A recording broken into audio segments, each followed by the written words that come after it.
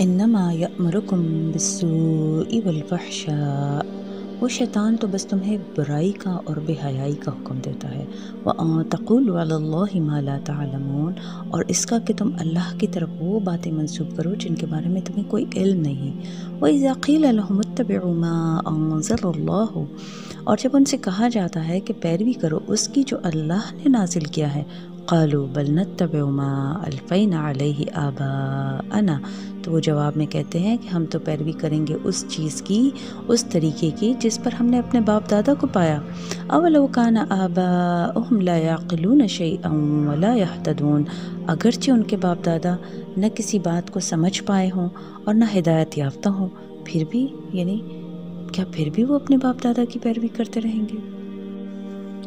دیکھیے سورہ البقرہ کے تیسرے رکوع کی پہلی آیت، جہاں تمام نوع انسانی کو خطاب کر کے رب کی عبادت کی دعوت دی گئی، اس کی ضمن میں وضاحت کی گئی تھی کہ جو لوگ تم سے پہلے گزر چکے ہیں وہ بھی تو مخلوق تھے، جیسے تم مخلوق ہو اللہ کی، جیسے تم سے غلطی ہو سکتی ہے ان سے بھی ہوئی ہو، کیا پتہ، جیسے تم خطا کر رہے ہو اور انہوں نے بھی کی ہو۔ ہمارے لیے کرائٹیریا اللہ اور اس کا رسول صلی اللہ علیہ وسلم ہے۔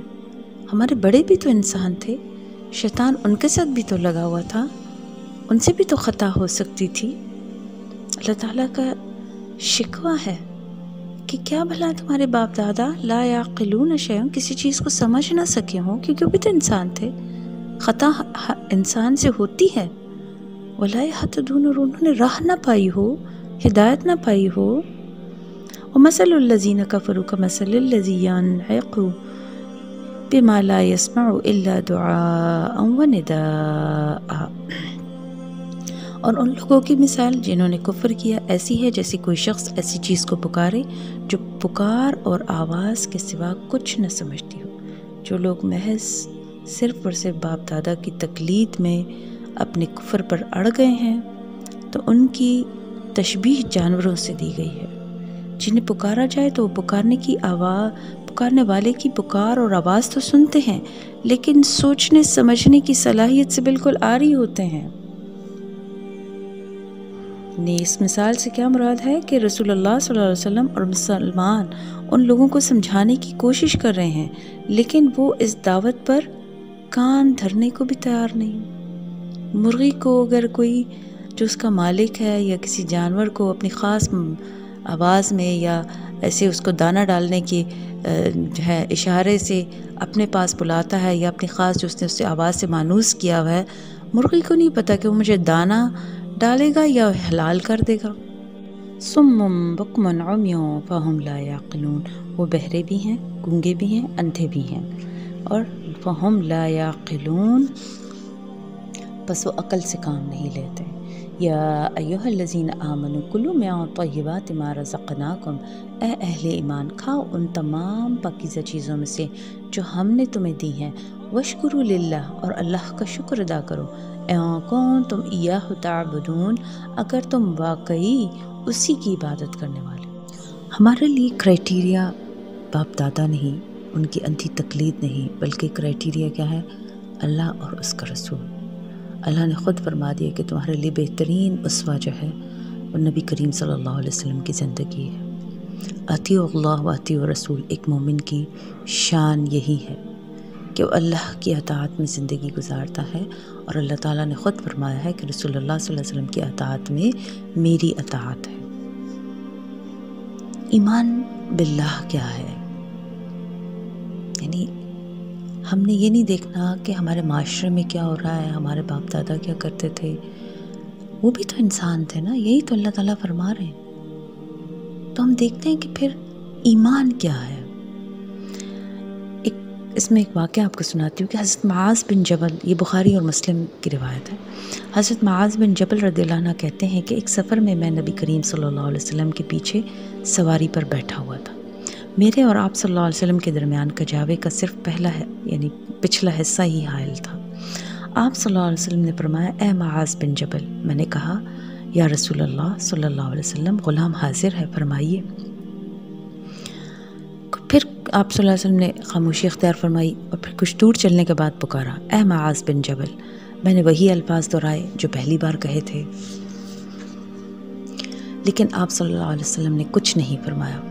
پھر کچھ دور چلنے کے بعد آپ صلی اللہ علیہ وسلم نے پکارا، اے معاذ بن جبل۔ میں نے عرض کیا، یا رسول اللہ صلی اللہ علیہ وسلم، غلام حاضر ہے، ارشاد فرمائیے۔ تب آپ صلی اللہ علیہ وسلم نے فرمایا، تم جانتے ہو اللہ کا حق بندوں پر کیا ہے؟ میں نے عرض کیا، اللہ اور اس کا رسول ہی بہتر جانتے ہیں۔ آپ صلی اللہ علیہ وسلم نے فرمایا، اللہ کا حق بندوں پر یہ ہے کہ وہ اسی کی بندگی کریں اور بندگی میں کسی غیر کو ذرا سا بھی اس کا شریک نہ بنائیں۔ بندگی کیا ہے؟ غلام، عبد۔ غلام کی کوئی خود کی سے نہیں ہوتی، اس کی کوئی ٹائمنگ نہیں ہوتی، اس کی کوئی مرضی نہیں ہوتی، اس کی کوئی پسند نہیں ہوتی، بس وہ دن رات کا غلام ہے۔ مالک کہتا ہے کھڑے ہو جاؤ، وہ کھڑا ہو جاتا ہے، مالک کہتا ہے بیٹھ جاؤ، وہ بیٹھ جاتا ہے، مالک کہتا ہے کھاؤ، وہ کہتا ہے چھوڑ دو چھوڑ دو۔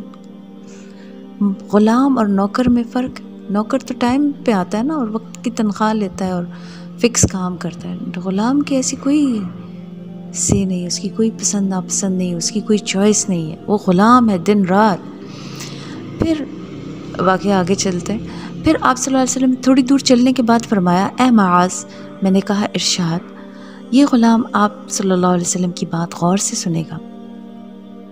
آپ صلی اللہ علیہ وسلم نے فرمایا، کیا تم جانتے ہو کہ بندوں کا اللہ تعالیٰ پر کیا حق ہے؟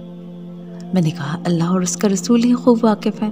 آپ صلی اللہ علیہ وسلم نے فرمایا، اللہ کی بندگی کرنے والے بندوں کا اللہ پر یہ حق ہے کہ وہ انہیں عذاب نہ دے۔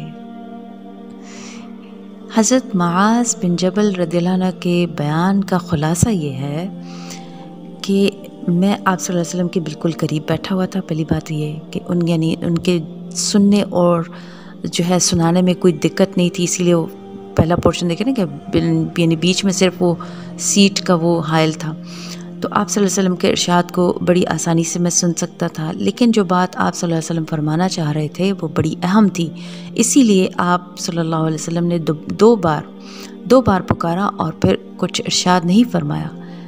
یہ اس لیے کہ ان پر بات کی اہمیت اچھی طرح واضح ہو جائے اور وہ خوب کان لگا کر سنیں۔ نبی کریم صلی اللہ علیہ وسلم کے ارشاد پاک سے توحید کی اہمیت معلوم ہوتی ہے کہ یہ جہنم کے عذاب سے بچانے والی ہے۔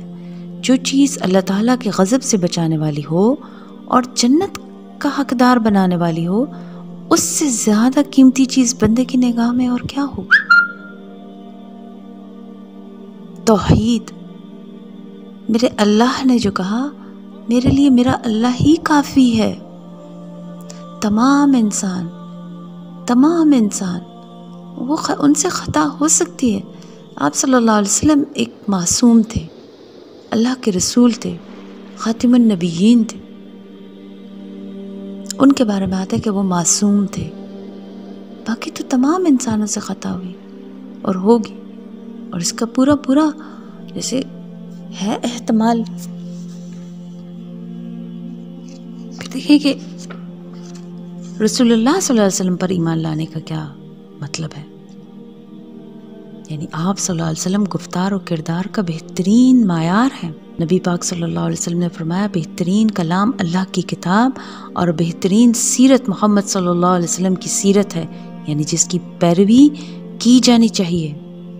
حضرت انس رضی اللہ عنہ فرماتے ہیں، مسلم کی روایت ہے کہ مجھ سے رسول اللہ صلی اللہ علیہ وسلم نے فرمایا، اے میرے پیارے بیٹے، اگر تو اس طرح زندگی گزارے کہ تیرے دل میں کسی کی بدخواہی نہ ہو تو ایسی زندگی بسر کر۔ پھر فرمایا، یہی میرا طریقہ ہے کہ میرے دل میں کسی کے لیے کھوٹ نہیں، اور جس نے میری سنت یعنی میرے طریقے سے محبت کی تو بلا شبہ اس نے مجھ سے محبت کی، اور جس نے مجھ سے محبت کی وہ جنت میں میرے ساتھ رہے گا۔ اللہ تعالی ہمیں نبی کریم صلی اللہ علیہ وسلم کی سنت کی پیروی کی توفیق عطا فرمائے، اطیعوا اللہ اطیعوا الرسول پر جم جانے کی توفیق عطا فرمائے۔ اور اللہ تعالیٰ وہی چاہتا ہے جو انسان چاہتا ہے، جو انسان چاہتا ہے اللہ وہی چاہتا ہے۔ ہمیں اگر یہ راستہ پسند ہے، اللہ ہمیں اس راستے پہ دوڑائے گا، چلائے گا، تو کیا وہ دوڑائے گا، بس ہمارے اندر یہ چاہت ہونی چاہیے، یہ تڑپ ہونی چاہیے، انشاءاللہ۔ جزاک اللہ خیرا کثیرا کثیرا۔ السلام علیکم ورحمۃ اللہ وبرکاتہ۔